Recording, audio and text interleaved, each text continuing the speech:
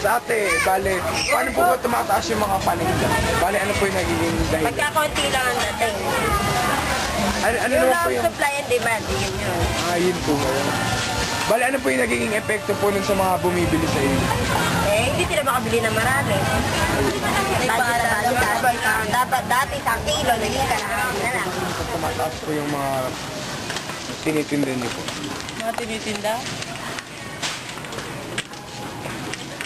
Bawat taas ang price, gano'n? Apo. Tumuman lalo.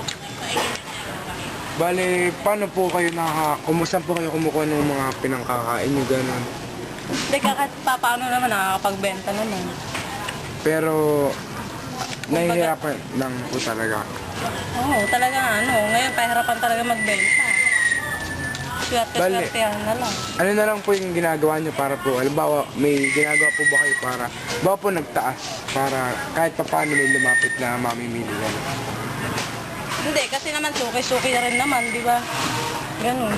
Sige Pag po. may suki ka talaga, lalapit doon pa rin. Ang epekto po pag tumataas po yung mga paninda sa inyo po. Meron mahal.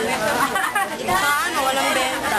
Bale ate, ano po yung ginagawa niyo kapag ganun po yung nangyayari? Alam mo kung magagawa, kasi bibili yung bahay. Paano po yung nagiging pangkain niyo po? Makain namin. Sapat-sapat lang. Ano mangyayari pag tumaas ang bilhin? Ano po epekto sa Pag inyo? po tumaas yung buko, tumaas yung pineapple. Hindi naman kumukunti lang yung income.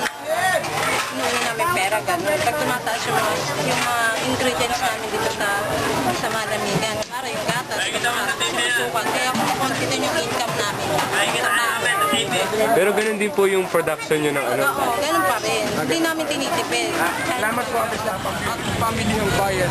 Ay nakilala namin si Aling na tindera ng karne.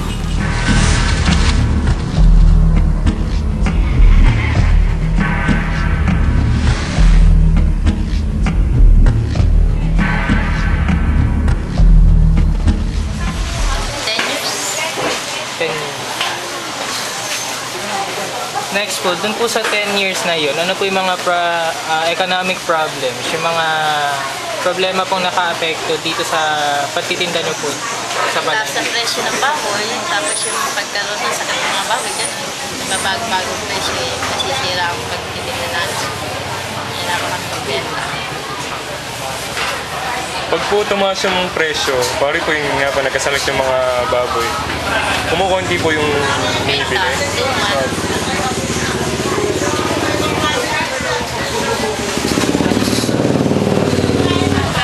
Pag po yung katulad po ng mga Pasko, bagong taon, di po nagtataas po yung presyo nun. Matumal pa rin. Tsaka konti lang ang benta talaga. Opo. Pero, bakit po ba tumataas yung presyo pag mga ganong okasyon? Wala silang stock. Tsaka sa mga piggery, iniipit nila yung mga baboy para maitaas pa nila ang presyo. Pero pagkatapos po nung okasyon, kailan po bumaba ulit yung Mga August, July, ganyan, tagulan.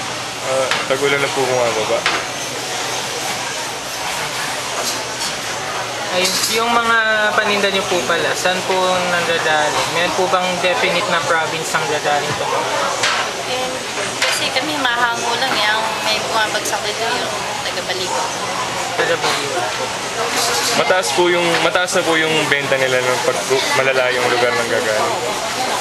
Ang hango namin yan, 146 na. Kasama kayo pa. Di mataas din po yung apekto ng mga... Yung sa price ceiling po, di po nagpa-price ceiling na gumagana po ba yung dito sa palengke? Hindi. Kasi ang iba na mas mababa pa sa amin. Kasi ang iba kasi mahango lang, iba nagpapahango. Tapos yung iba mayroong halong oversize, may patiner. Kami puro patiner kaya medyo mas mataas. Kaya hindi bilang pricey ano dito. Pag po talaga hindi po kaya, talaga pong hindi po sinusunod yung price ceiling. Malulugi po pag gano'n. Kasi may mga tao pang babayaran. Opo. Kaya hindi pwedeng sundin yung kanilang pricing. Sige po. Sa aming patuloy na paglalakad, ay nakilala rin namin si Tata Tenes na tindera ng bigas. Bali sa amin ngayon, dito sa bigas, 3 taon ng diretso ito. So, 3 taon. 3 taon na. Okay po. Bakit po ba tumataas, bumababa yung presyo? Parang hindi po stable yung prices ng mga bigas Sa demand. sa demand din po. Then sa production ng halimbawa, may panahon ng kalamidad. Kung mahina yung ani, di siyempre tendency nun tataas ang Ngayon po bang ngayong bagong taon sa Pasko, ano po bang nangyayari? Medyo tumaas po ba? Or Wala lang, ganun lang Ganun din. din po, wala. Oo, ganun lang din. Pero meron bahagyang yung mga mahuhusay na bigas, yung halimbawa yung mga first class na bigas na imported, talagang tumaas ng mga 5 pesos ang kilo, 3 pesos ang kilo. Ganun. So, yun po. So, pag minsan po ba pag nagtataas, medyo nahihirapan din po ba makabenta? Siyempre, dahil sa kompetisyon, kung maraming kakompetensya dito, cut-off dito sa ating mga kompetisyon. Kaya nagkukul na ng bahagya, taas lang ng bahagyang ganun. Kung naman yung mga ibang suki talagang pagdating dito ang hinahanap yung klase na yun, pwede mong taasan ng presyo. Pero kung yung regular na mamimili lang, ganun lang din, yung dati lang din, mas magagawa mo para ma-maintain yung pagsusuki. Hindi mo sila tataasan, hindi mo itataas ang presyo. Pero po meron po bang mga bigas na stable lang po talaga yung prices kahit na... Tulad nitong mga ganitong mga R42, wag-wag na ganyan. Opo. Hindi na po siya nagbabago. Como yan, ang demand niyan medyo malakas, hindi masyadong bumababa. Bumaba man, pesos ang kilo din. Ano po ba yung mga bigas dito na talaga pong naaapektuhan ng pagtaas tsaka po ng pagbaba ng presyo? Yung mga nanggagaling ng NFA, meron din na kasi kaming bigas NFA dito. Opo. Hindi naman sasabihin na wala kaming bigas NFA. Opo. Manluluko ka lang nun. Opo. Kaya yun, yung bigas na yun, tumisan. Yung pangmasa, yun doon kami yun doon lang namin nami-maintain na yung presyo, yung pattern lang. So, yun po. Yung mga iba rin pong epekto ng pagtaas ng tulad nga po nung na mamonitor din po ba yung pagpunta ng mga suki din po dito na pag nagtaas din po parang nakakakuha pa rin po ba sila ng bigas ng kung ilang gaano po ba yun? Kung mga suki, basta bahagyang taas lang, Ayos lang po yun. hindi na taasan lang na yung bahagya. Halimbawa, mga dagdag 10 pesos per pound, 20 pesos. Yun. Pero pwede rin po kayong hindi sundin yung pagtaas at pagbaba ng presyo.